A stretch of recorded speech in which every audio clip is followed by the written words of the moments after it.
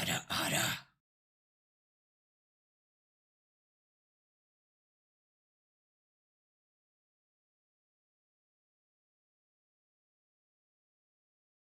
Cut off. I'm large and threatening. Hi everyone! Hello. Wait, I want to see how I look on your stream. Wait. I need to see. Wait, where are you? I had your stream up. Where is it gone? My music's too loud. I'm not prepared. Hi everybody! Thank you, Cogdright, so much for the 10 gifted. What the heck? Sorry, I should have muted when I said that. I'm not used to doing collabs. Can you tell? No, it's so fine. The thing is, I'm not used to collabs either. This is so bored. You're like cropped and floating on my screen. I need to see. Wait, I need to see. I haven't even brought you up yet. You're just a disembodied voice. I is not giant. Z is just small. Actually, before stream, we were talking about canonically who is larger, and since I'm a photon, this is definitely not by scale. Okay, great. There we go. Did you all see that? Did you all see that particle just suddenly appearing?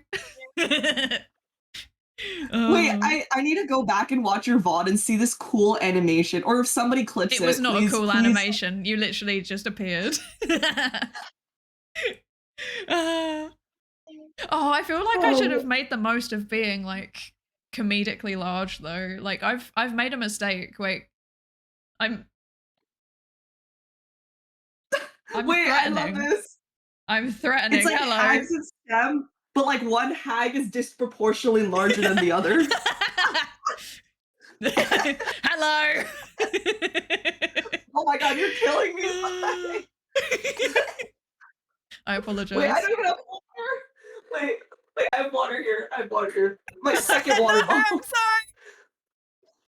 I'm sorry. Can I quickly ask for the everyone on the Twitch side, on my stream, is the sound okay? Is everything okay? Is the sound okay? I'm getting the head pats. Thank you. I need them. I'm very stressed. YouTube, Orbeez, Twitch Orbeez. All sounds my good. sound is Perfect. The sound is fine. Oh my god, hello, Nat. Sounds good, but Z is missing. Oh, I guess it must be from your end. Maybe. Thank you so much for the 10 gifted. I really appreciate it. Do you see me? I see you. I hear you. Wait, let me She sounds like she's talking in a tube. Huh?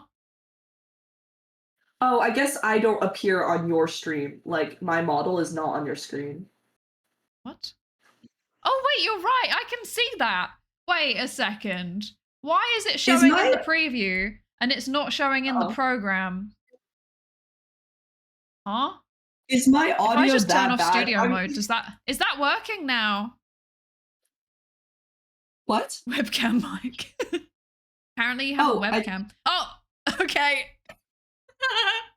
Did that work? Okay, well, I can't explain what just happened. Scuff. Is it fixed now? Yes. Yay! Wait, my mic is so bad. That was definitely the that was definitely the animation that I meant to do. Yeah, that was that was definitely it. Can I put some kind of, if I turn this off, does it sound better?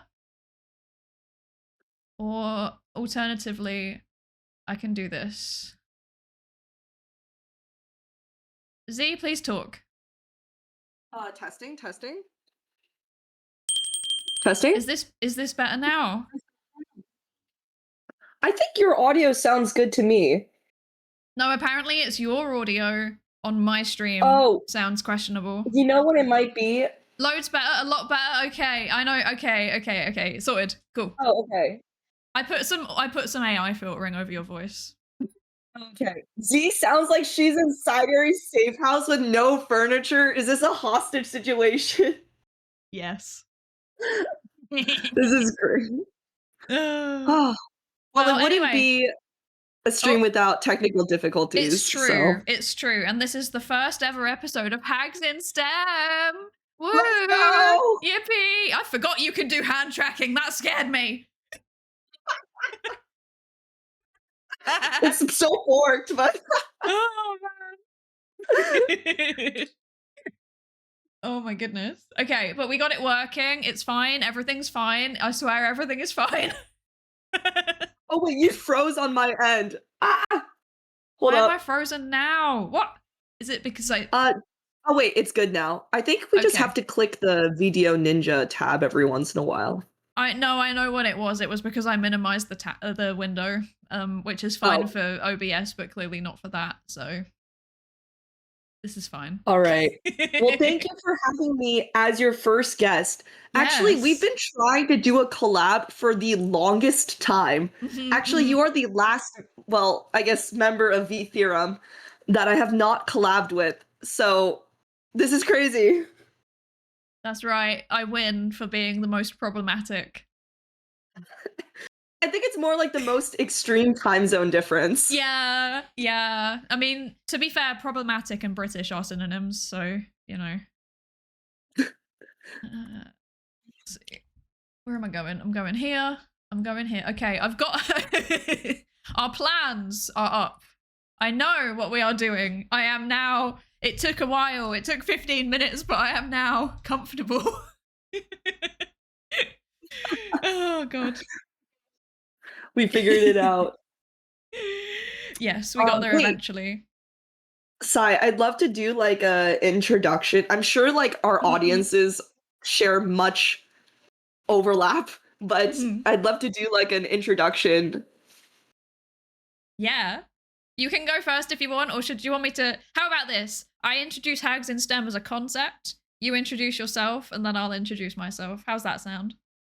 Yeah, that sounds good. That sounds good. Excellent. Okay, so yes, hello, welcome to Hags in STEM. This is a podcast. I don't like podcast series. That sounds too formal. We're yapping. It's just me bringing on some friends to yap scientifically.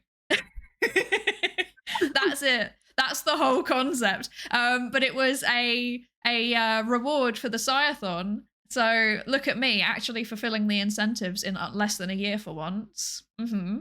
Check me out. Let's go. Let's go. And then yeah, today we've got our first guest, which is Z, or as I like to say, Zed. Zed. Yeah, that's your evil British alter ego. You know, we know about A the astrologer. There's actually also Zed, the British one, but Zed, I want this the to British... be canon. I'm so curious as to what Zed, the British one, looks like because A the astrologer has. So for those of you who don't know, maybe I should introduce myself before I introduce A the astrologer. No, I think you should introduce A the astrologer first. Okay, well, for context, for those of you who do not know, A the astrologer is my alter ego. She has one ponytail and is light blue.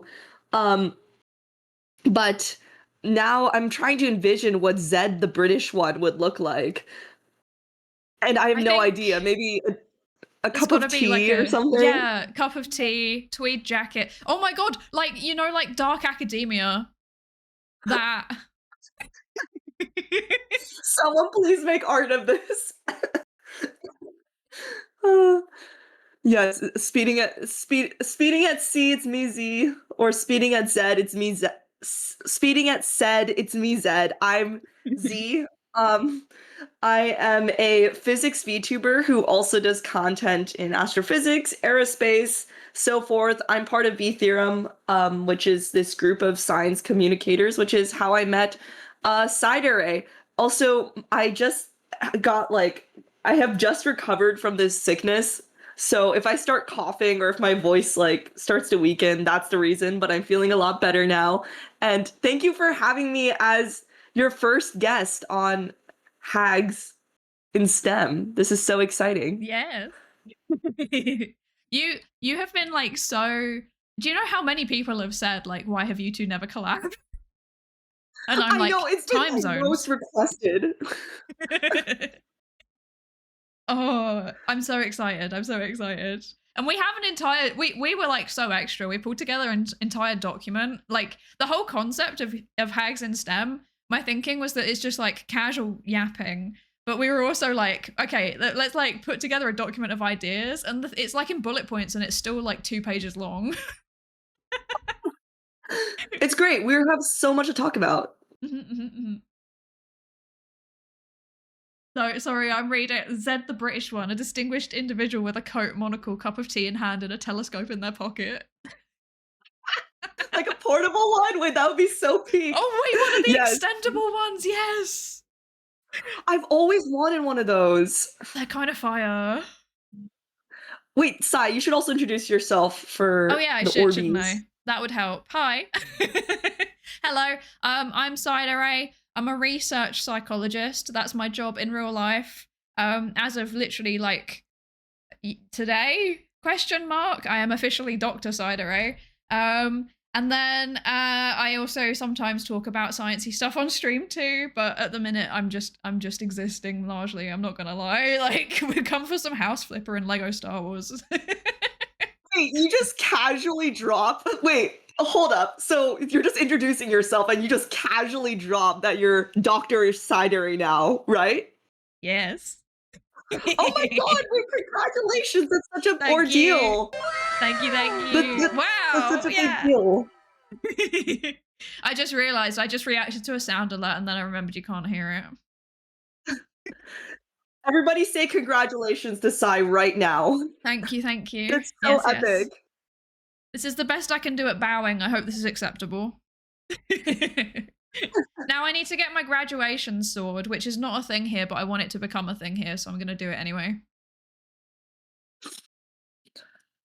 Oh, this is so epic, though. Congratulations. Thank you. Celebration time. Everybody say congratulations as they should. And also, I wanted to say I pinned Psydere's Twitch in my YouTube chat. So if you haven't already, go press the heart icon or follow button. Yes. Yes. And for anyone on Twitch, look at this funky shared chat thing we've got going on. Look at that. I've never done this before. It's so cool. Yeah. It's so cool. It's so fun. I love this. This is a great feature. Shout out to Twitch for having a good feature. That's actually one of the reasons why I started dual streaming on Twitch, because I feel like there's such a big science community on Twitch, and raiding and collabs are just easier, I feel like. Yeah, it's pretty good. It's pretty good. Cogged right. I was I wasn't gonna finish that with the end of the sentence, but yeah, I was thinking it.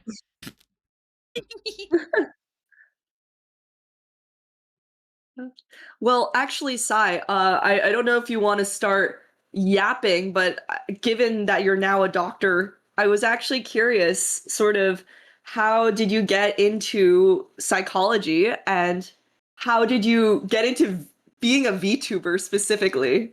Yeah, that's a good question. I still question it myself. I honestly ended up in psychology by accident. So originally I wanted to be a medical doctor, and then I went away and I did a bunch of like work experience, and they gave my school feedback and they were like, basically, please, dear Lord, don't let this girl be a doctor. She is awful with patients. The autism was too strong apparently. So then I was like, okay, what can I do where I don't need as much of a bedside manner? And then I was like, maybe I'll be a dentist then, because then I can still like help people and do like medical-ish vaguely stuff. And then I got rejected from dental school, so I had to resit the year and apply the next year. And then I got decent grades in my psychology exams, so I was like, yeah, I guess I'll just do that then. And I found out that like like clinical psychology, like helping people with mental health is a thing. So I was like, okay, yeah, I'll do that then. And then I did some work experience in the NHS, not even work experience, like I had actual jobs in the NHS in mental health services. And I wasn't a fan. So I then just kind of chose a random topic that ended up being social psychology for my final year dissertation research project. And I really enjoyed it. And then I did really well in it, and I got offered a scholarship for a master's. And then I did that because I had nothing else to do. And then I really enjoyed it. And then I applied for a PhD randomly because it was like in a location that I needed to move to anyway. And I got accepted onto it, even though I turned up and I was like, you have a cool topic, but what if we did something totally different? And then I did the PhD, and now I am an anime girl on the internet. Wait, you're just like, oh, I just like decided to do a PhD like so nonchalantly. Wait, you're so goated. Like, it's so hard to. I mean, you're just deciding to do a PhD. Like, that's a long journey. That's a long journey. Yeah, it's been like 10 years, and I literally, my whole career has just been like, what turns up in front of me? Guess I'll do that now. Like, I've been in like market research. I've done, yeah, like social psychology research. I've done NHS, all sorts of stuff, like therapy assistant and like psychologist assistant and you know, like specialized admin, like back office roles and stuff. I've done, what else have I done? I've done like teaching, obviously, like through the PhD. And none of it was like exactly what I wanted. And then I got offered a job where I am now. It's like a non-profit. And it was like exactly the mix of like research and admin that makes me happy. And that might sound really weird that like admin makes me happy, but it does. Like, I like sorting out paperwork and doing finances and stuff. And I didn't have to do any teaching. Because I don't like teaching in person that much, but now it turns out I have to do teaching in person anyway. So but it's fine because I'm teaching other scientists, so it doesn't count, you know? Like, it's people that are like PhD students and above, so it's more like training. Yeah. Wait, that's crazy though. I feel like your journey just took you so many different places. But I feel like that's sort of how you figured out that you wanted to do a combination of admin and research, right? Because Oh you yeah, wouldn't have realized definitely. that if you didn't try the other Mm. routes as well. That's the thing, is that like I worked out pretty quick in the degree that I liked psychology and I wanted to do something that used the skills in psychology, but it took a while to kind of like test out different ways to apply those skills to find something that I liked. Because like I did other stuff too. I worked at like a you know, like a helpline for a while as well. And then I also did like like animal rights, like data analysis stuff as well. So yeah, I did stuff all over the place. Oh my god, you've done so many like side quests, and you're also a Yeah, VTuber. Like, I feel like that's also a very unique path in itself. it is, right? But like the VTuber for me is just pure hobby. Like I would never, I really, really enjoy doing it, but I don't think, I know a lot of people like get into VTubing hoping for it to be a job one day, and I like like I have too much anxiety around how like unstable it is. Like science was bad enough. No, I feel the same too. Like, I think VTubing is a really great hobby and a really good platform for science communication, but of Mm. course, um, it won't be my primary like job or anything like that. Part-time VTuber is okay. Yeah. I mean, I think that's, as academics, I think, I don't know if you feel this, but I feel like I would always be perpetually curious to see what's in academia. I don't think I could Mhm. just do science communication. I think I would have to Yeah. always be doing a little bit of research.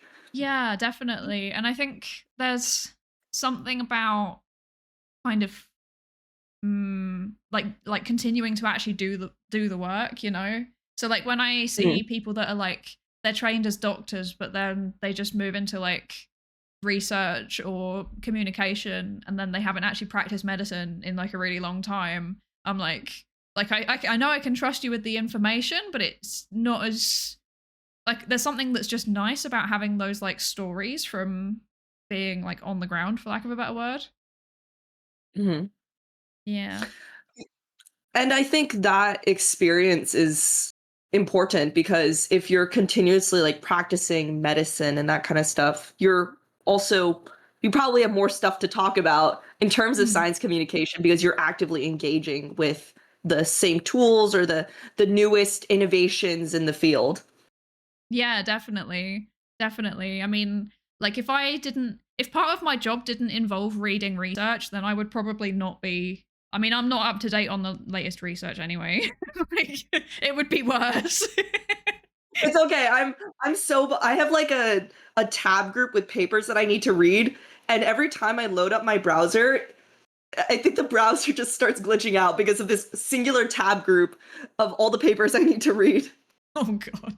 I feel you. My to read tag on Zotero is like 4,000 papers, and at some point I need to go through it and just get rid of them because I'm not going to read them at this point. My next collab, we should just do a catching up on papers we need to read stream. Yeah, we do. We do need to do that. I'm sorry, I've been attacked. I'm being attacked by the by the medication ASMR. I'm really, really sorry. I completely forgot. I will be back in literally like 2 minutes. What? Oh, okay. Hi. Jokes, I it guess wasn't now 2 I'm minutes. Okay, I was like, now I'm taking control of Psydere's stream. What can I say? You can say whatever you want. If you say it, then I'm not liable for it. Uh-oh. No, I have like an alarm that reminds me to take my medication at 6:30, and every time I start the stream and forget that I've got that alarm. Oh, I see. Wait, what time is it for you? It's 6:30 p.m. 6:30. Does that mean it's 6:30? Yeah, 6:30. Sorry, yeah. We had this discussion the other day, like in my stream. Apparently, this is a Britishism. I was like 6:30. I was like 6 divided by 2. I was like, is it just like another extra math step? Yeah, it's 6:30. Well, 6:31. Yeah. Okay, it's 10:31 a.m. for me. Okay. So Okay. that's crazy. I'm getting used to the Britishisms, you know? Nobody ever gets used to them. I'm not even used to them. Like, I just say things and I feel like I'm saying something normal, and then everyone just looks at me like. It's like the loading like meme. Someone in my chat said 6'7". Sai, have you heard of this? Stop it! It's so bad. Stop it. Wait, so one of my friends was teaching a computer science class, and there was like an array of numbers, and there were 2 numbers, and it was like 1, 2, 3, 4, 5, 6, 7, right? And she was doing a demonstration and saying, oh, like you can like organize these numbers, and like for instance, like we have these 2 numbers, 6, 7, and this was like a class of like first years, like undergraduate students, and everybody just started laughing. And my friend was so confused. And so she comes up to me after class and she was like, yeah, I was explaining this array. And then I think I said like 2 numbers. And then people started laughing. And I wasn't sure if it was like the slides disappeared or, you know, I did something wrong. And I was like, have you heard of this phenomenon known as 6'7"? It's so bad. I just don't understand it though. Like, I don't get what. Okay, I understand like. So I was like in a voice chat like literally last night with a bunch of people in my server, and we were talking about this. Like, where did it come from? I looked up where it come from. It's like an NBA meme or something, and now it's like generalized out, and like loads of people just have embraced the meme. Sorry, I'm moving myself because I look too tall. I think the reason why 6'7" is funny in quotation marks is because it doesn't have a meaning. I like talked to a few people. I even tried to talk to some younger students about like what the origins of this is, and it has to do with some sort of like rap song, which has to do with a basketball player's height of being 6'7". Yeah. But I think the reason why it is quote unquote funny is because people just say, oh, 6'7", and like nobody understands it. Like, I don't know, this Gen Alpha humor is beyond me, unfortunately. It's really something. I It's need really something. the linguistics nerd. I don't know if you have like I see this on like Instagram Reels, but there's this linguistics nerd guy who like Yes. breaks down different phenomena, like Yes. verbal phenomena. I'm wondering if he did an explanation on what 6-7 means and like why people find it amusing. I know somebody who is actually like a meme researcher, and I might actually drop them a message What? just out with no context and just say, why is 6-7 a meme? Oh, you can just say why is Okay, 6-7.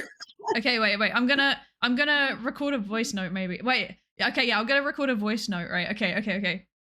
I need your Okay. opinion really, really quickly. Please, can you tell me why 6-7 is funny? Like, I understand the concept of the meme. I understand what's going on with this meme, but please tell me why you like. I need a theory as to why it's funny. Okay, please, quickly. Okay. You sound like it's the voice message was in such desperation. Also, what? A memes researcher? Like,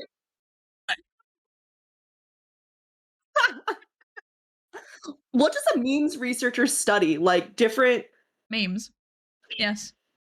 like the cultural phenomenon, like the spread of memes, like all of I it? wish I could tell you, but every time I ask, they're just like, I'm a meme researcher. And I'm like, but what does it mean? I know that some of the things that they do are like personality. So they had like Oh. a paper that was kind of looking at whether personality was linked to like personality traits were linked to like correlated with sharing specific types of memes. Yeah. I see. But I think that was a one-off, and I think they're starting to do like kind of AI, like the interlink between memes and AI a fair bit now. So I know that's a big chunk of the PhD thesis, but yeah. Like Bombardillo, Crocodillo, and Tung Tung Tung Sahur. Yes. Actually, yes. Wait, This person's writing a paper on brain rot literally as we speak. stop! Please, can you send me this like when it's done?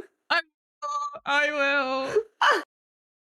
Wait, I would love to study Tung Tung Tung Sahur for a living. I wish that this was my job as well. I'm dropping astrophysics, Orbeez. Goodbye. I'm no longer a physics streamer. Oh. And you could find a way to do it. Like, I mean, I managed to walk into my PhD program and just be like, hey, like, I know that you're doing prejudice, but do you want to do conspiracy theories instead? And it worked. That's a crazy offer. I should clarify they're researching prejudice, they're not doing prejudice. You know what I mean? Yes. I need to specify this for legal reasons. Wait, I was playing Subway. Okay, wait, don't ask me why I was playing Subway Surfers last night, but I was playing Subway Surfers last night, and there's this word hunt where you have to gather the letters, like, as you play Subway Surfers, and the word that I got was bias. Like, what? Wait, no, I'm literally picturing this as like there is a game like underneath Subway Surfers, like in the TikToks. Wait, I love playing just like Subway Surfers in general. Like it doesn't like not split screen with work, just like straight up just Subway Surfers. Coxwright said, wait, Subway Surfers is a real game? Yeah, it's a real game! Where do you think they get the footage from? Wait, I wonder if your meme researcher friend has ever studied the split screen Subway Surfers phenomenon. Because I really want to know what's going on with that. Because I've seen quite a few of them in terms of like, you know, like conspiracy theories stuff. Like it will have like really wacky, like, yeah, man, like the Mayans invented vaccines and now they're trying to give us autism with the plastics in our milk. And like, and it's just like Subway Surfers at the top. Like, oh my god, that's crazy. Yeah, no, I feel like first off, to the person who didn't know what Subway Surfers is, what? That's so sad. And second off, I think I think the reason why the split screen thing is such a phenomenon is because it's like playing on like the lack of attention spans. I see. Okay. Yeah. Mylin said I've heard of some lecturers that are doing that now where they put Subway surfers up on the projector while they lecture. Oh, but I feel like that's actually distracting though.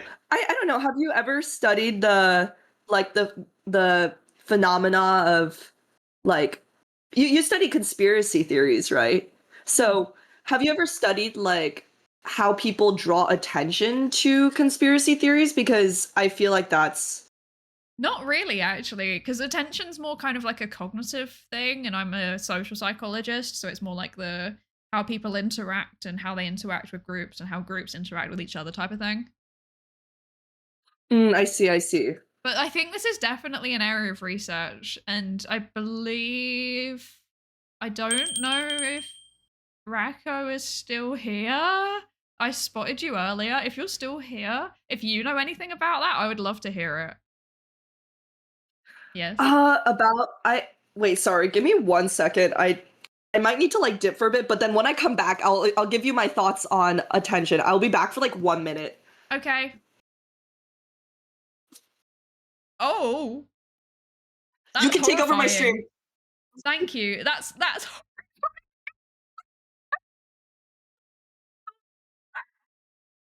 what? What? What?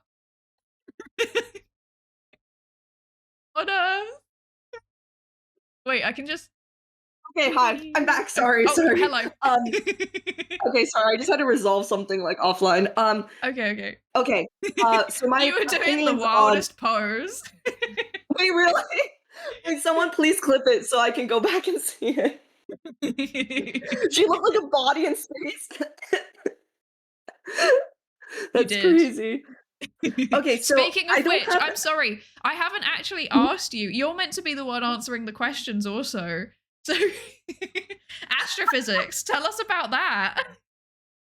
Okay, wait. Okay. So first I'll give my opinions on like attention in general, which is that I've given a lot of thought about how physics education can be more accessible, right? And I guess split screening with Subway Surfers is not the way that you make physics more accessible, but in general, I found that people pay more attention in physics classrooms and they tend to learn more when they're in A, small groups, and B, they have interactive hands-on exercises where they actually derive things from scratch.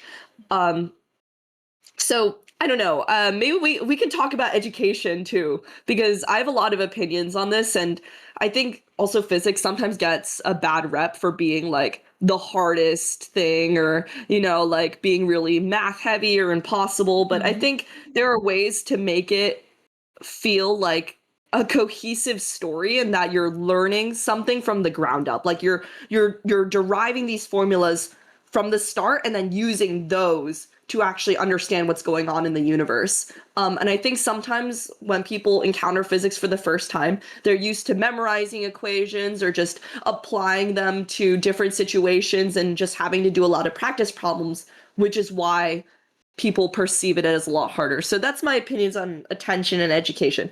Okay, next about astrophysics. How did I get into astrophysics?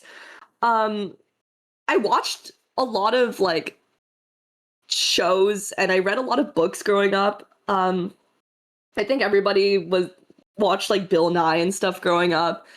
That was a lot of my childhood. I think my introduction into astrophysics specifically was all due to this one 5th grade science teacher that I had,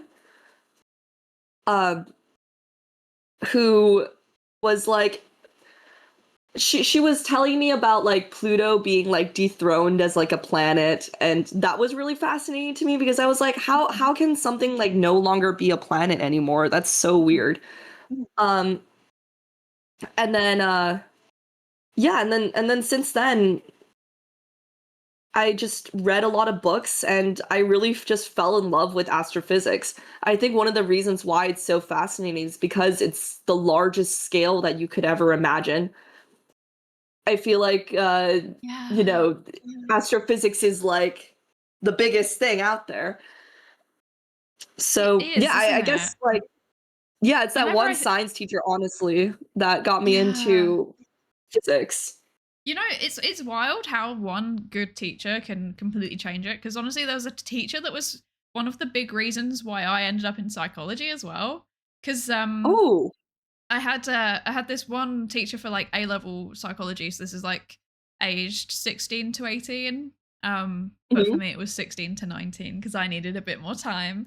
Um, and he had started doing a PhD. He got about 2 years in, he said, and then he decided that he just enjoyed teaching more than he enjoyed research. So he just didn't bother finishing, and he went off and got a teaching degree instead, or like a teaching certificate, and then he ended up as a high school teacher teaching psychology. Um, Wow. and he was like one of the one of the big reasons why I actually enjoyed psychology. Like he was very very chill. A lot of people didn't. I've heard like mixed responses from other people that went to my school, but like I really enjoyed his classes, you know. And Mhm. I took him aside at one point, like after a class, and I was like, because I said to him like, you know too much. You're not just a teacher, you know too much. And that's when he told me about the PhD. He said that nobody else had even realized that. So I was like, maybe I'm meant to be a psychologist. And then he was like, I mean, you should genuinely consider it because you're good at this class. And I was like, okay.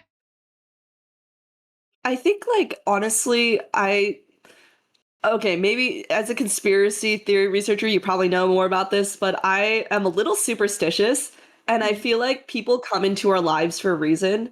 mm, And sometimes when you have that one teacher that gets you into your field or changes your life, like, that's all for a good reason. And yeah, I mean, whether it's like the teacher that you met or my fifth grade science teacher, like, they ultimately shaped our lives. mhm. I don't know, it's so heartwarming, and it also kind of inspires me to do the same. I Yeah. don't know, like, if being a VTuber has, inspired any of the viewers to, like, pursue physics or astrophysics, but at least, like, getting them more curious about these different fields and all of the recent cool updates in space right now. There's so much stuff happening, right? Mhm. Okay, I'm like not super in the sorry, I just looked slightly to the side and I saw 6 7 on one of the numbers. I okay. And I have now lost my train of thought. See, The only six thing that seven I is know about causing. it's so Yeah. bad. I can feel my brain rotting. I can feel my neurons like separating and my synapses not working anymore. But yeah, the only thing that I really am vaguely aware of, like I knew about the James Webb Telescope when they sent that up. Um and then I think that there's some kind of like I'm vaguely aware that they keep putting proposals for new like ground-based telescope arrays in Chile, and then sometimes it doesn't happen. Yeah, no, it's been definitely an uphill battle, just funding cuts to research in general. But Mhm. yeah, I think like what's really unfortunate sometimes is that we are actually entering this era of new observatories. Like, if anything, we've been getting more observatories, like the Rubin Observatory, which I did a Mhm. live lecture on a few months ago. There's also like NGVLA, the SKA, like all these other telescopes that are going to be popping up and mapping the cosmic web, which is such a cool term, by the way. And there's a gap between like when these telescopes turn on and when people hear about them. Similar with like simulation work. Like, people don't know that our computational simulations are so powerful that we can simulate galaxies and the entire universe. And that these simulations and the way that they optimize for computational power can also be applicable for different fields in industry and across research. So I think a big thing is definitely bridging this gap. And hopefully having people like know more about these kinds of like honestly like super super cool advancements in STEM. Mm-hmm. Yeah. I mean, I feel like it's I feel like there's definitely a lot of like variance by field, right? Because with I think with astrophysics, you've almost got like a I don't want to say like an advantage, but it's kind of inherently cool, you know?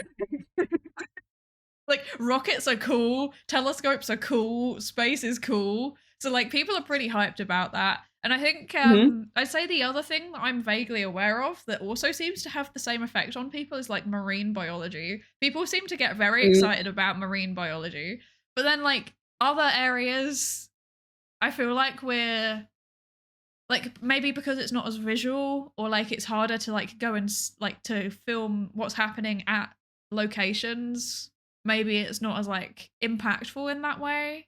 I don't know, like whenever I think of like if Yeah. somebody was going to make a psychology documentary, you know, if they came into the lab and filmed an experiment, what would they film? And like genuinely, like for my research, the answer is I absolutely have no idea because I do all of it online. Like But I think like studying conspiracy theories is such a cool Hmm. concept. Like, people don't realize that like, people are out there studying like memes and stuff. Mhm. Like I didn't know like that you could do like a PhD in memes, for instance, right? So, Yeah, yeah, yeah, yeah.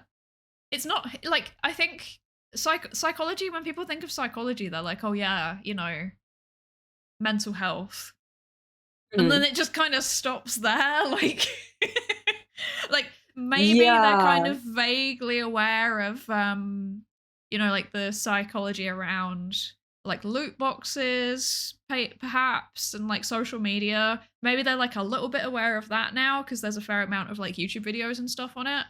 But Mhm. aside from that, people just don't really seem to realize that psychology is actually a really, really broad discipline. And we like if people do it or think it, we or feel it, we research it. Like Yeah, I mean, if I have to be really honest, like before meeting like you and Mylan, I didn't know really that the field of psychology could be this big. And I think you're mm, right in that astrophysics or aerospace in general as well, like has a cool component because it is so visual. But mhm, one of the things that I'm hoping that I say this sometimes like when I give like public talks is that astronomy and astrophysics is what I call a gateway science in mhm, that people interface with it a lot from a young age, right? Like you're out in the night and mhm, you're like looking up and being like, what are those dots in the sky? Or, every kid wants to be like an astronaut or wants to get a telescope, right? And I think that can act as a gateway for people to start using the scientific method. I mean, if you look at in the night sky, right, and you're like, what's that star? You're forming a hypothesis, and then you're looking at results, and then you're making conclusions, and then that is that same mentality that gets people into these broader areas of science, and then they hear about psychology, for instance, right? I think the big thing is helping people realize that yes, like building rockets and going to space is cool, but there are just so many different paths in science and so many different ways to think scientifically mhm, that people can get involved with. So, mhm, mhm. yeah. Yeah. And also like there's ways like if you're excited about space, for example, you don't have to be like an astronomer or a rocket scientist. Like you can do other stuff too, you know? Like you can do chemical engineering to develop rocket fuel, or you can do I mean even psychology to try and like, you know, assess the impacts of space travel on people's minds. Like there's Wait, we so were many planning to ways to talk about support that. it. Yeah, I know Yeah. it's on the list. Wow, Wait, what a I'm actually convenient so segue. curious.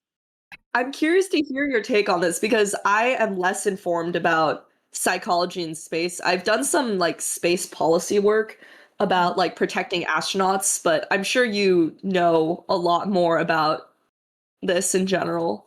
I don't know a lot about this specific topic. That's the thing. But I find it like Mhm. very, very cool. But I did find one like research briefing that was kind of in my research area. So there's this Oh, this concept. identity. Yeah, yeah, yeah, Mhm. yeah. Should I bring it up on stream? Oh. No, I'm not going to. Oh, I'm not going to. I'll just put a link in chat. Oh, smart. You've already oh, done it. I Very just good. put the link. Yeah. Let me pin that. There we go. Cool.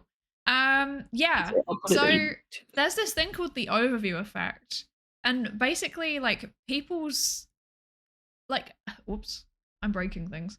Basically, people like when they go up in space and they see the Earth from a distance, apparently it creates such a strong sense of awe that it just kind of like restructures how they think about things. But like this is one of those things where like it's been reported qualitatively by astronauts that have come back, but it's really difficult to understand what's the mechanism underlying it, right? Because like you can't just send people up into space for a psychology experiment. That's too expensive. Like we can't do a randomized control test on space travel. Actually, I've been thinking a lot about this recently because, wait, this is kind of a cool. I've been telling my members about this more in detail, but I have been part of some randomized control trials recently because my friend is in a virtual reality lab. And one of the things that they've been thinking about is the overview effect and if they can recreate that in virtual reality. That's so cool. I know, it's so cool. And I actually got to try on a few headsets and like experience this. I got to try the overview effect on Jupiter or like on Europa, like looking at Jupiter. And apparently it's like it's driven by the fact that you are in space, you're in such a wide, large space that you've never been in before. But also when you look down at Earth from space, you don't see borders or you don't see lines like you would do in a map, for instance. And that can be really jarring for people because, you know, whenever you see an image of the globe, you see the country lines and the borders and everything. And one of the things that they've been thinking about is like using the overview effect to actually help people be brought together. Because if you go into space and you don't see the borders or these different like lines, then all these concepts that have been introduced by humans, like countries and like all of that, sort of seems to fade away in the background. And so this experiment that I was part of for, I don't think I can talk like too in detail about it, but I got to try on the headset and like look down at Earth and then look down at Jupiter. And they're trying to see if they can recreate that same sense of presence in space. And it's so cool. I mean, it's definitely a thing. Like different astronauts and pilots have been talking about this. But of course, yeah, you're right. It's really hard to like do real randomized control trials and bring like large numbers of people to space just to experience the overview effect. Yeah, it would be so like you it's just basically impossible. Like I think the only way that they would ever be able to do it is if there was like a mass transit of people like leaving for Mars, for example, or for like a moon base, and then comparing it with people who had been waitlisted but didn't end up going. I feel like that's the only way that they could ever test that, but that's a while off. Yeah, for sure, for sure. I think VR is like a good alternative though for now because it's easier. You can just, I mean, headsets are pretty expensive, but if you're a large research lab, you can give everybody a headset and hopefully get a fraction of the experience that you would get up in space. Yeah. Yeah, I think like Studying I do Katy wonder Perry. if it has. Oh, sorry. Oh no, Phi just said studying Katy Perry, and I just thought that was hilarious. Wait, that's so funny. I actually know somebody who dressed up as Katy Perry for Halloween. And okay, he dressed up as Katy Perry, and then his partner dressed up as Justin Trudeau. That's too good. Goodbye. Where have you gone? What? But you've Am disappeared. I gone? You're gone. Uh-oh. Uh-oh. Okay, wait. Oh. Am I back now? It's okay, everybody. It's just a quantum fluctuation. It happens sometimes. Uh-oh. You're Wait, back. let me try. Okay. Cool. Unexpected Canada mention.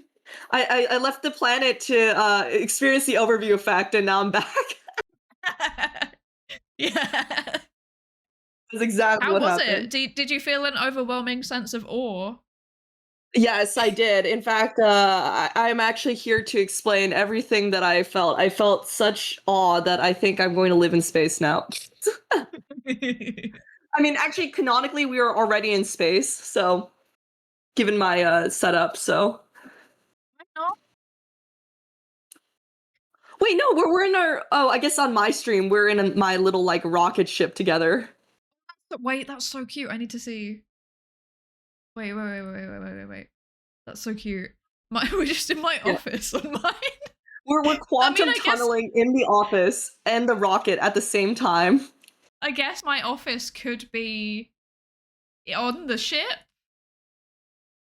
Yeah. Wait, that's so good. Oh my god, I love that. Oh, also, a side tangent. There have been quite a few people who just followed, so I'm just gonna thank them. Thank you, James Lancelot. Thank you, Toast. Thank you, Kiori. Thank you, Luckily. And thank you, Tender VT, for following. I really appreciate it. Oh, and thank you, Cogs Right, who also just followed. May I do the same? But yeah, no, I will quickly say hello and thank you to Kill Hill, Scorpy Onion, and James Lancelot for following. Thank you. Welcome into the research participation pool. Did you just say research participation call? Pool. Pool. P-O-O-L. Pool. Oh no. I just straight up did not hear that. Yeah. My accent is a nerf sometimes, and I've accepted it. I think it's just a skill issue on my end. No, it's definitely a skill issue on my end. Skill issue squared.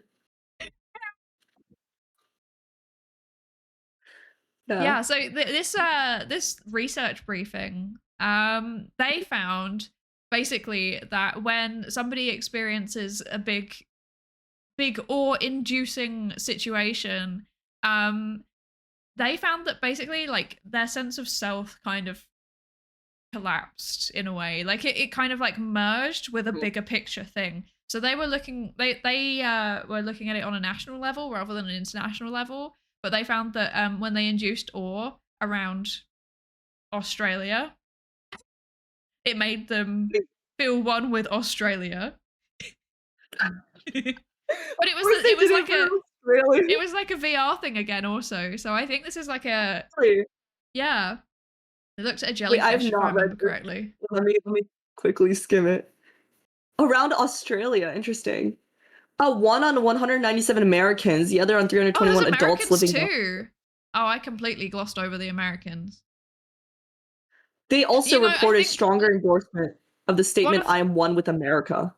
One of the things that they looked at was like a simulation of a jellyfish migration. And for some reason, I think my brain was just like, yeah, Australia, that makes sense. And then I just forgot about the Americans. Wait, this is crazy. The researchers also found that all prone Americans said that they were more willing to fight and die for their country. But it's really interesting, right? Because it's like, it's the same, it seems to be the same mechanism as the overview effect in a way, but this is like constrained to one's national identity, whereas the overview effect is like humanity as a whole. So, isn't that fascinating? There's context. Yeah, that's so interesting. Huh. The journal was called Emotion. I did not know that there's a journal called Emotion. Yes. One of my friends has published in that, I think. Really? Yes. Wow. I actually know that there's this journal called Pain because I know somebody who published in Pain. It had to, but like, okay, hear me out. Hear me out. I think this paper was on using virtual reality to help like reduce the pain they have of given 44 gift subs in the channel. Like there's some people who have like degenerative disorders in their muscles, and when they move certain muscles they feel an excruciating amount of pain, but using VR they can like visualize their like, for instance, if the pain is in their leg, like they can visualize their like leg moving up and down in VR, and then they found that reduces the amount of pain that they actually experience like when they're moving their leg like in synchronization with their avatar in VR. Yeah. I mean, it sounds so okay. cool. I've published in pain. Like, that's such a cool statement, but like, it was actually such an interesting study. VR's Yeah, also and for been treating very phantom effective for limb. treating phantom limb. Yeah.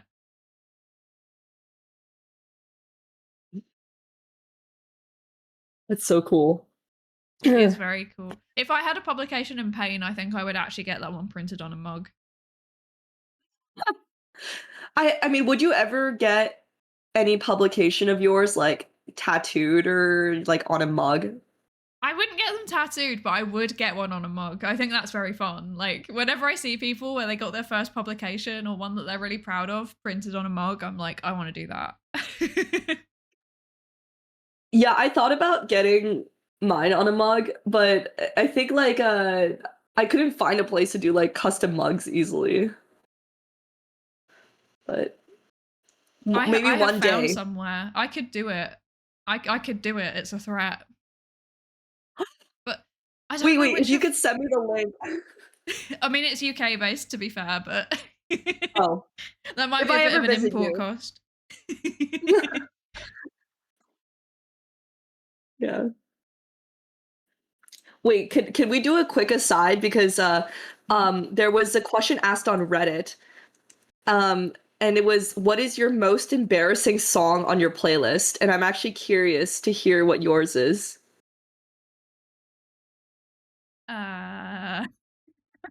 Embarrassing by what metric? Because I have no sense of shame. So I would just show anyone anything. Like a song that you would like if you're driving around and you have a bunch of people in your car, the song that you are least likely to show someone. Oh, I guess the Pikmin song may have already Oh counted. god, yeah. No, wait, no. I mean, I don't listen to it though. I Okay, just true. perform it. I actually tried to play the Pikmin song on the automaton, but since most of it is like not like notes but like vocalizations, it just sounded like miserable. That was so funny. Yeah. I'm having a The look on Pikmin my song. like let me have a look on my like my YouTube music thing. Let's see what's on my home page.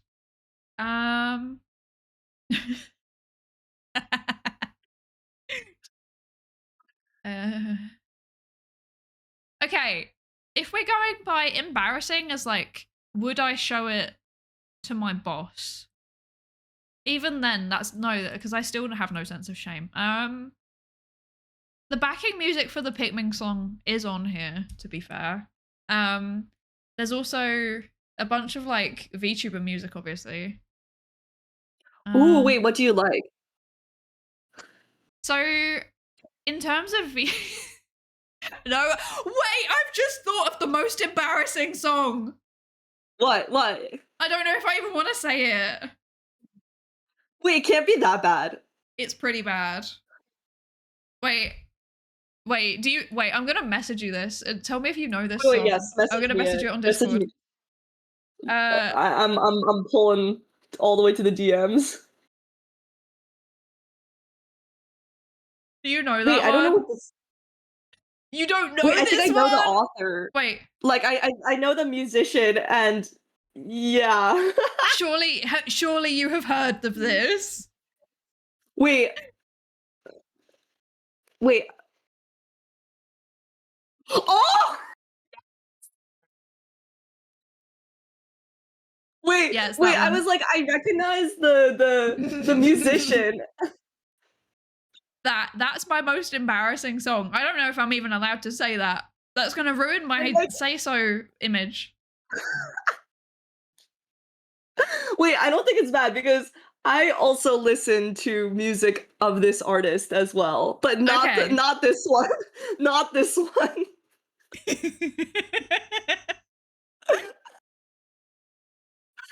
I don't think it's bad. I don't think it's that bad. I don't think it's that bad. Okay, are you sure though? Because like, okay, hear me out, chat. Don't judge me. Right. So the most it's not Baby No Money. No, I listen to Baby No Money with no shame whatsoever. The the most embarrassing song on my playlist, I think, is Numi's cover of CPR by Cupcake. The thing is, I also listen to music by Numi, but like, I like, I feel like she has like some normal albums.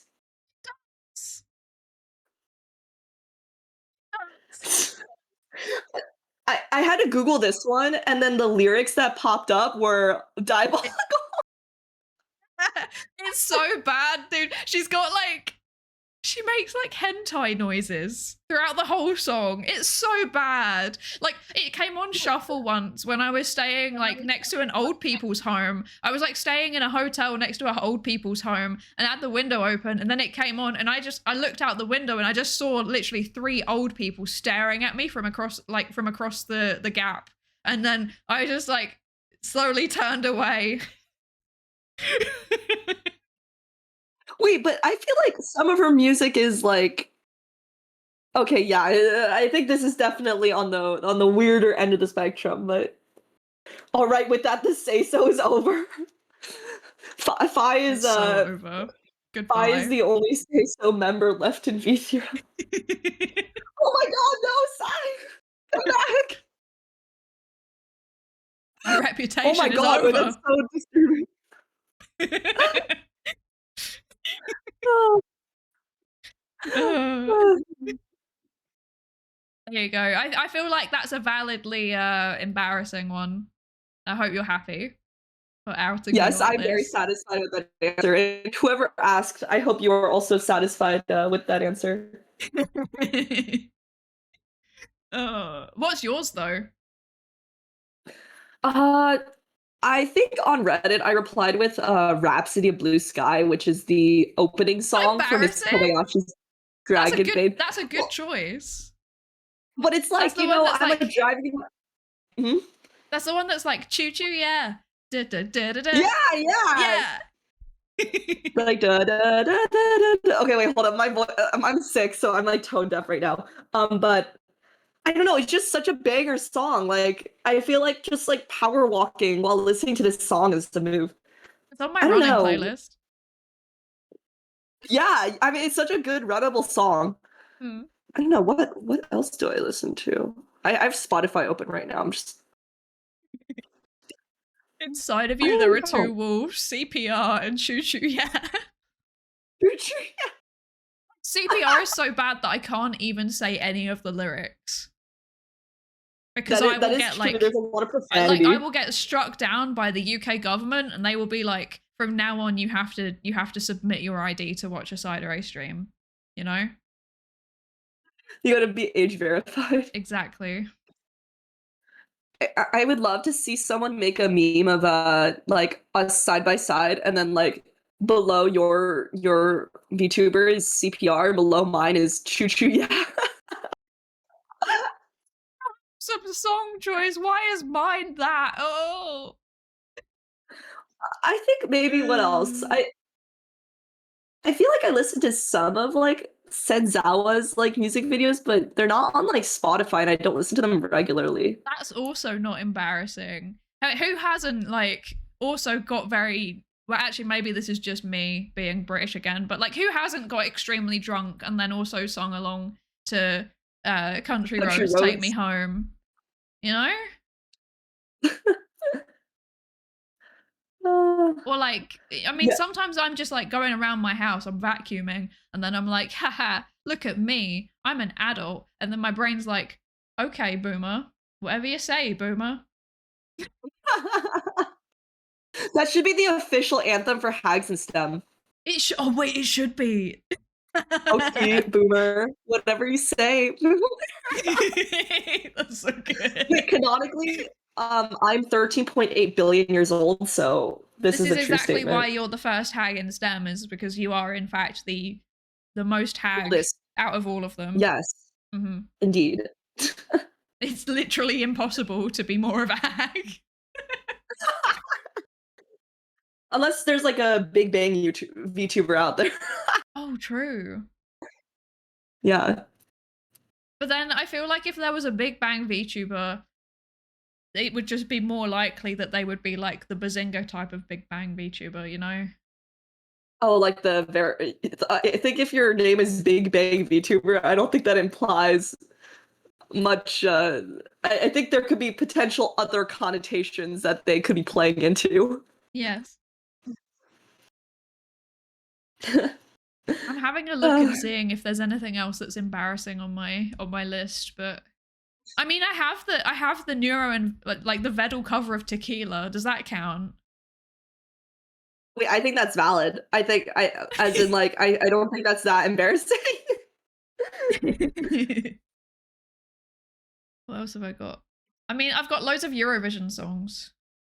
Wait, those are peak. Those are peak. I have so much respect for that. They're pretty good. And then like okay. This is an opinion. I formed this entirely based on Eurovision, okay? I feel like Moldovan music is really good. Like, they're such a small country, but they put out some absolute bangers for Eurovision, like, consistently. Wait, you know, I've not heard Moldova. It's like the little bit that's attached to Romania. It used to be part of Romania, and then they separated, and now they one of the Eurovision things was about a train that goes between them. Wait, what? Wait, let me look up Moldova. I'll have to listen to these songs and I'll update you on what I think. Yeah, wait, that's so interesting because I feel like they must get a lot of votes if they're ranking high in Eurovision, given that they're a smaller country. Yes, exactly. And they do get through, like, not all the time, but regularly enough. And when they do get through, it's always absolute bangers. Like the train song, banger. And then like like the epic sax guy came from Moldovan Eurovision. Wait, really? I did not know that. Yeah. Wow. Oh my god! I think there's a raid going on. Hello, VTube Labs. Hello. Welcome in. Science raid. Let's go. Thank you so much for the raid. Yippee! Welcome in. How is your stream? How are you doing? How are you doing? Maybe we should introduce ourselves. Yeah, you can go first. Oh, okay. Hi, speaking at Seeds Me Z. Hello, I'm Z. I'm a physics VTuber. Also doing astrophysics, aerospace, other content. I am a VTuber by night. I guess right now it's morning though. And I do astrophysics research during the day. So, so great to meet you. And I am a psychologist, and I do psychology research during the day. And then at night, I become a VTuber and I still do psychology research. And we're talking about sciencey stuff. We're just yapping. Well, I say that, but we were actually just talking about Eurovision. So, and thank you, Blair, for following as well. Yeah, no, we're getting a little distracted. Wait, I know we're also coming up a little on time. Oh, yes.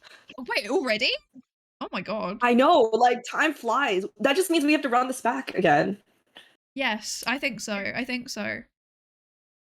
Oh, you were reviewing science shorts. Nice. Yeah, if everyone doesn't know, VTubers also do sciencey stuff. So yeah, go check them out. Who is streaming today? Who is streaming today? Based on the writing, I would assume it was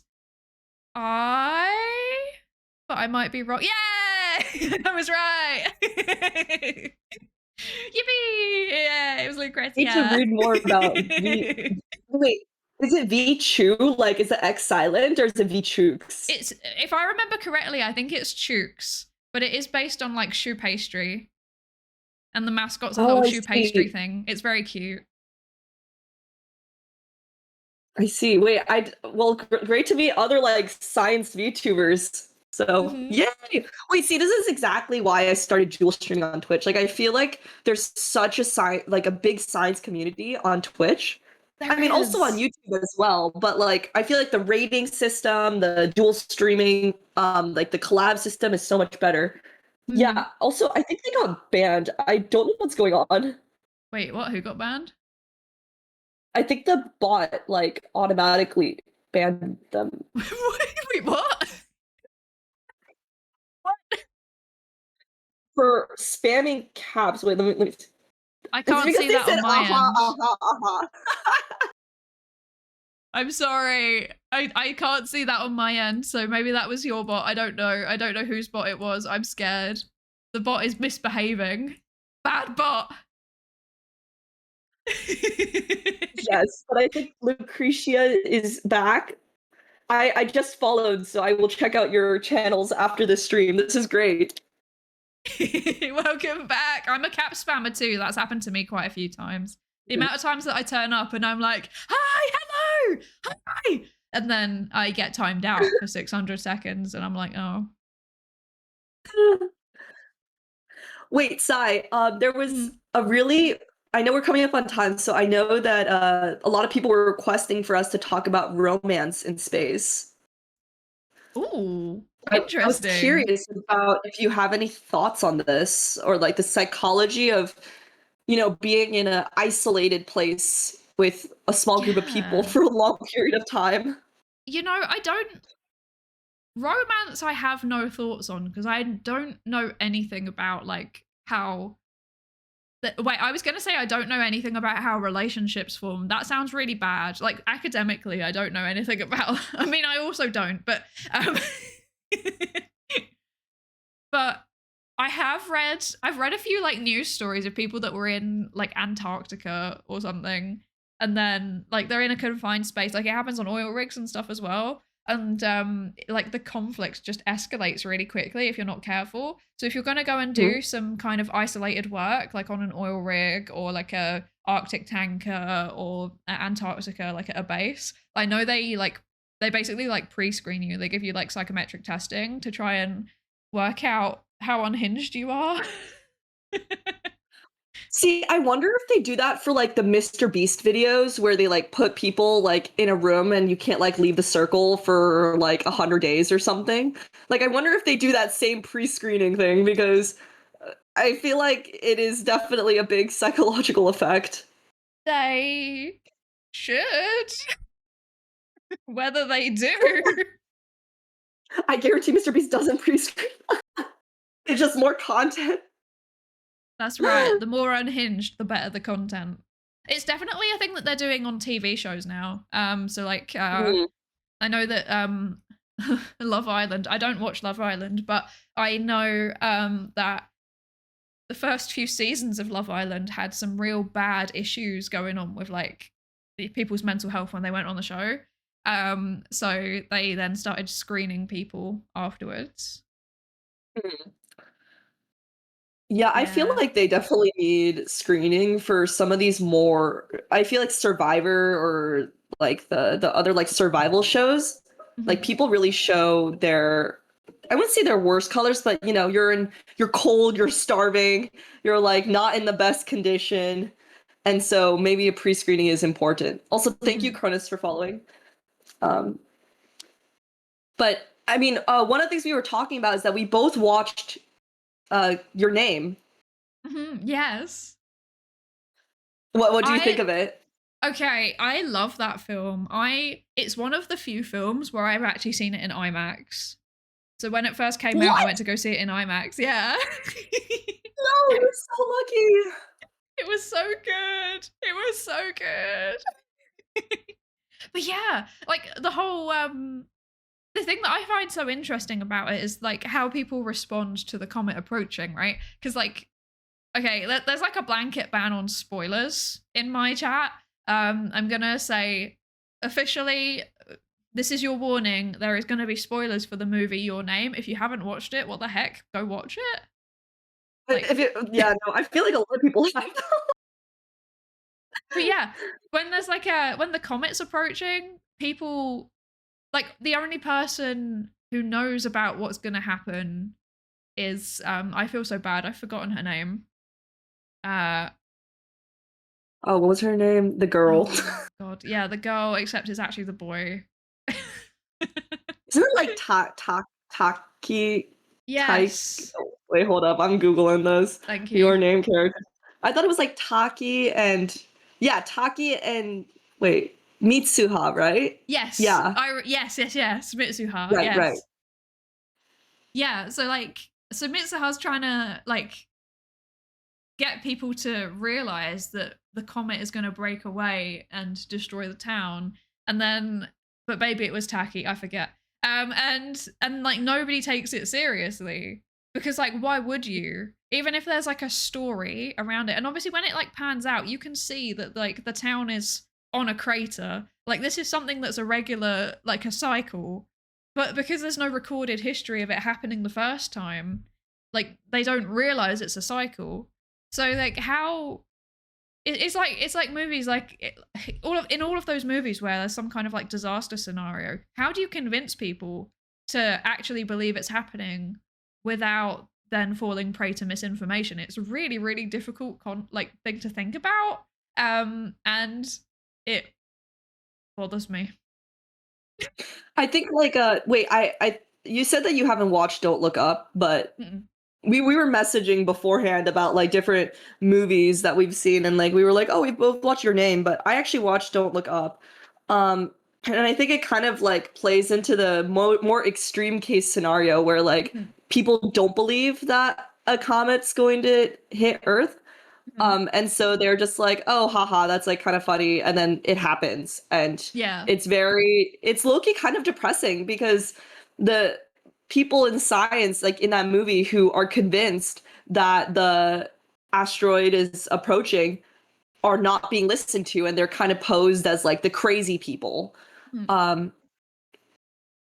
if I'm to be honest, I think I'm optimistic. I think that, well, people know that we're often surveying the night sky, and if an asteroid, fingers crossed, knock on wood, were to be approaching Earth, we would have a lot of information about it before it would arrive and hopefully be able to even deflect it.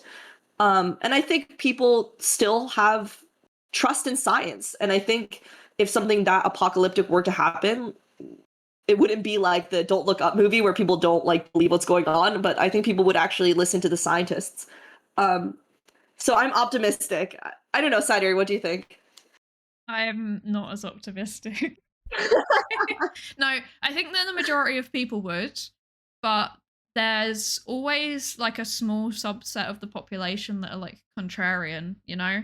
And there's also always a small subset of the population who are inherently skeptical of any kind of institution, including science.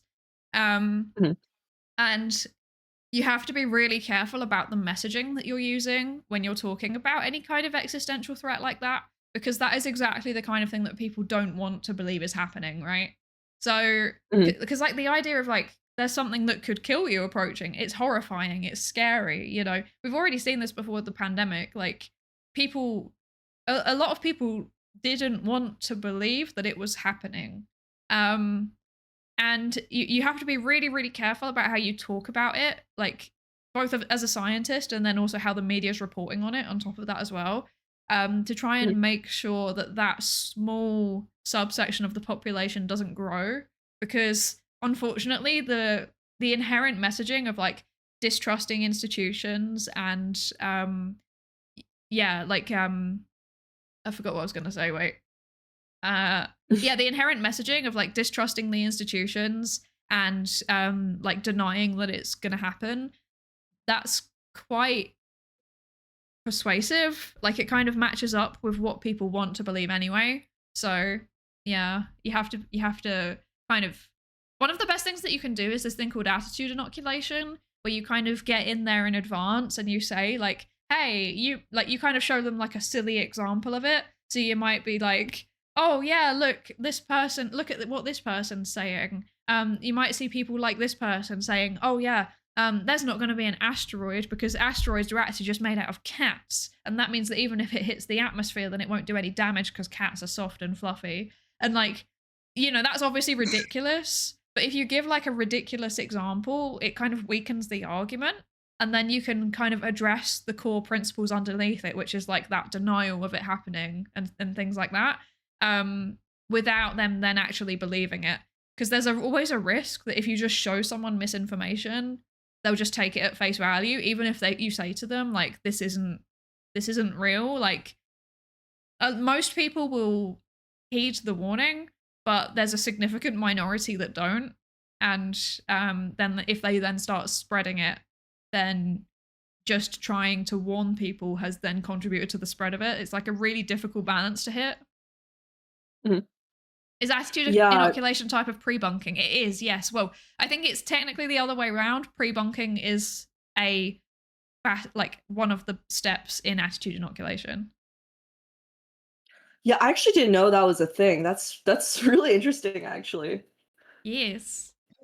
Attitude I think inoculation. Astral also said something in the chat that I completely agree with, which is that people will act when the pain starts to come, even if they don't listen when it could be prevented before the pain arrives. I think that's a really common theme in stuff like space policy, for Definitely. instance.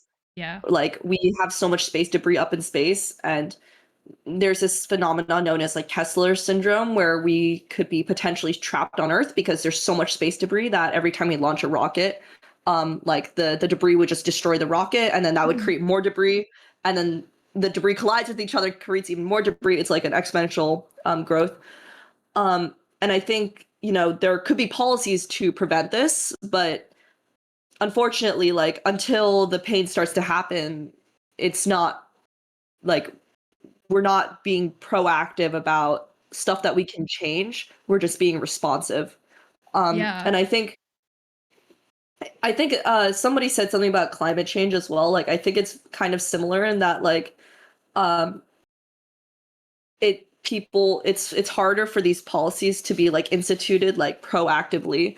And I think one of the responsibilities as like being a scientist and like even being like a science communicator is showing that we can be proactive and we can fix these problems and we can find solutions in advance. Yeah, definitely. And yeah, I mean that issue of like people being reactive instead of proactive, you see it across so many domains. Like, we as a species, like, we're good at a lot of things. I do sometimes feel like dealing with problems as they're beginning, or like looking further forward into the future, isn't necessarily one of our collective strengths, though. Because like, you see it with climate change, you see it with like public health and personal health. Like, I mean, how many times have I been told you should go and exercise more, it will help your heart? And I'm like, yeah, I should, but that's a problem for future me. Oh no. But like, Well, that maybe kind of thing, like, you see it across so many domains. And yeah, it seems like space is definitely one of the ones which you see it in as well. Yeah, it's so interesting to hear this from your perspective, like studying psychology and sort of the way that people think, because being more on the physics like side of things, it's important for us to like also bridge the gap between like the research that we're doing and like how people think of research, how people think of science, how people think of their trust in science as well. So I think this is like a really cool way to bridge the two. Absolutely. And I feel like there should also be like, I'm a big fan of interdisciplinary research. I feel like there's so many cool things that like, like physics and psychology as fields could do together. Like, there are so many problems that could be addressed with really helpful input from both. And it just doesn't like, it doesn't seem to happen. It feels like a lot of the time there's like the biological sciences, like the life sciences, medicine and stuff. And then separately there's like social sciences, and separately there's like physical sciences, and like never the three meet. Apart from occasionally in like, like art therapy and stuff. Maybe then sometimes you'll see a bit of a combination of like art and social science, or like medicine and social science. Sometimes you'll see it with like, like systemic interventions. Sometimes you'll see like, natural sciences and life sciences interacting with like biotech and stuff like that. But like, there seems to be so few like interactions between natural sciences and social sciences, unless it's for like scicomm reasons. Wait, I completely agree with that. I think, though, the good news is that with modern research, a lot of stuff is like with like online and whatever. Like, there are ways for these communities to connect. It's just recognizing that they have to connect in the first place, right? Like, the first step is like recognizing the problem. Yeah, But definitely. yeah, I don't know. Maybe Hags and STEM will fix that. Yeah. Let's go. in a year's time, we pull together all of the participants and everybody does like a conference. Oh, good lord, that would be too much effort, actually. The Hags and STEM conference, I'd pull up to that. That's wild. Well, oh no! I also know that we could all just like gather around for little like coffee breaks, and we could have little like mug assets and stuff. That would be cute. Wait, I would love to do that. Honestly, one of the goals that I have in the upcoming years is to try to meet with more VTubers IRL, and like I feel like that would just be so cool because like I feel like we're meeting as VTubers, we're also meeting as science communicators and like fellow STEM people, right? So like it's just so fun. Highly recommend. I have met a surprisingly large quantity of VTubers in real life now. Wait, how many have you met? Quite a few. I don't know how many off the top of my head, but it's more than I can count on my hands. Wow, that's a lot. Well, you also went to the VTuber expo, right? Yes, and I may or may not be doing a surprise visit to some kind of convention at some point soon, perhaps, that I've not announced publicly because I'm scared because I'm going on my own. But I may or may not be going to meet more VTubers. Wait. Message me about it, and I don't know. Maybe I'll be there because I'm also planning out my travels, mostly for academic reasons. But you know, if there's an opportunity for us to meet IRL, that would be really cool. Wait, can you imagine some kind of like off collab? That'd be really fun. I would love to do that. That would be so much fun. We're scheming. Yes, we're scheming. We're brainstorming. Orbeez, the gears are turning. How many have you met? Yes. I've met a few. They're mostly like British ones though, right? Because it was mostly people that were at Vexpo. So, but it wasn't just people at Vexpo. I've met a few like here in Ireland as well. Yeah. Wow, I need to get my numbers up. I have rookie numbers. I'm just too sociable apparently. Like I just talk to people and then it turns out they're a VTuber. What? Yeah, that happened. You're just like, hi, like how are you? Oh, are you a VTuber? Oh, me too. No way. My favorite one was I was on the plane, like I was getting ready to like at the departure gate for a plane home from Vexpo, and I just walked up to someone, was like, "Did you go to the convention?" And then they were like, "Yes," and then they were like, "I am also a VTuber." That's a crazy lore. Yes, this is off collab at the observatory. We could also do that too. That would be really cool. That would be cool. I would love to go to an observatory. If you ever get invited to one, you should do like a video tour. I would watch that. See, like the Simon Clark videos where he toured around them. Yeah, I definitely want to do more like vlog style videos. The last one I did was like in London when I visited London and Paris. I watched that one. Yeah, that was a lot of fun. I remember we were like trying to meet too, but unfortunately didn't pan out. If I remember correctly, I think that you were there like either 1 week before or 1 week after me. But I was going sorry, it wasn't even me, it was Husmod. He was going for work and I was like, I could just tag along, and then there was like like half a day of overlap, and then I just couldn't go because of work myself. So it was very sad.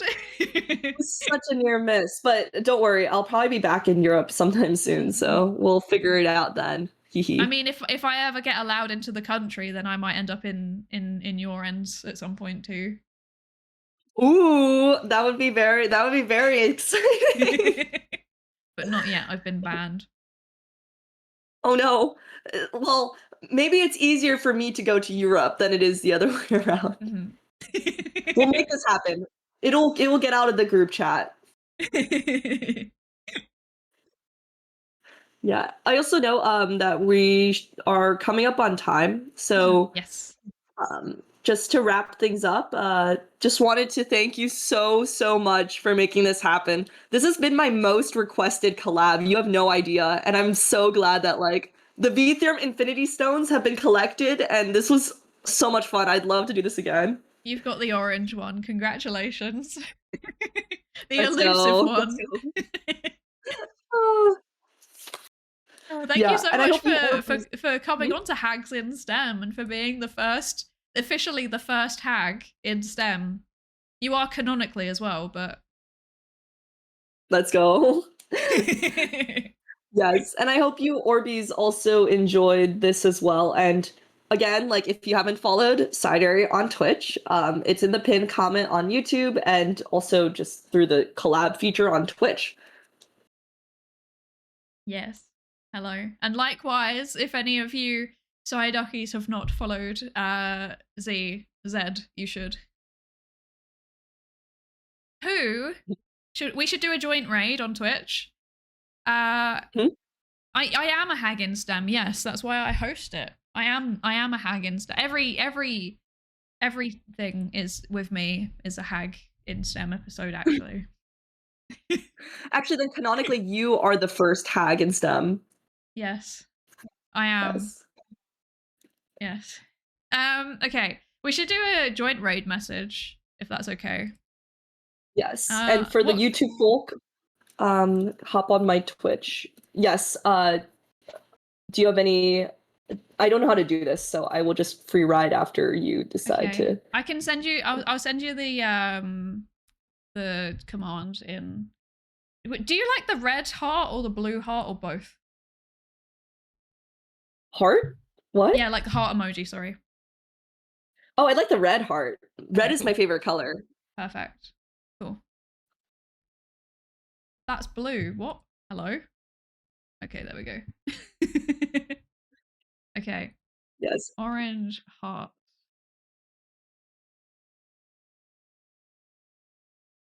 Yes. There we go. This was so much fun though. Like also we have so many more topics to talk about. I'd love to run this back in the future and like go through the doc.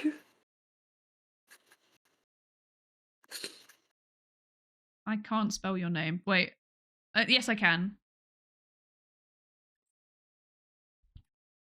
Yeah, I didn't know about this joint chat thing. And also thank you for all of the follows as well. I'm sorry I wasn't able to read out everybody, but I tried How's this? my best. Ooh. Okay, that's cute. Yes. Okay, here is my suggestion. We have two options, I think, that make Hmm? sense. So possibly, we could, unless you have any other suggestions, potentially we could go and raid into Tofu. She's playing GTA. No way. Uh-huh. And the other one who I'm following, who might make sense, is L:Q, who does like coding. Oh, that could work too. I've actually raided into Tofu like 3 times already. Okay, should we do Conk then? Yes, I don't think I'm following them. Yeah. So Okay, I will send you the thingy. yes, and YouTube folk, please hop on the Twitch link so we can do the raid. Raid L::. How do you even spell that? Right? Clonk? Yeah. There you go. L::Q. Yes. Okay, great. All right, and then we just paste this message when we go in, yes, right? Okay. let's time it at the same time. All right. Well, thank you all so much. I will see you guys in the next one, which will probably be next Friday. And thank you again, Sai, for having me. Thank you. Thank you for joining. I really appreciate it. It's been very fun, and we definitely need to keep yapping at some point in the future. Yes, for sure. We will run this back soon. Cool. All right. Ready? 3, Are we ready? 2, 1. 2, Enter 1. the raid command. Let's go. Go. Okay, there's still like, there's still like 20-30 seconds until we actually go, but I already clicked the go button, but oh, okay. it's okay. That's so funny. Oh yeah, I see you. Okay, I'll send them out. Bye everybody. Thank you. Goodbye. All right, I'm gonna end my stream. Thank you. See you guys in the next one. Bye bye.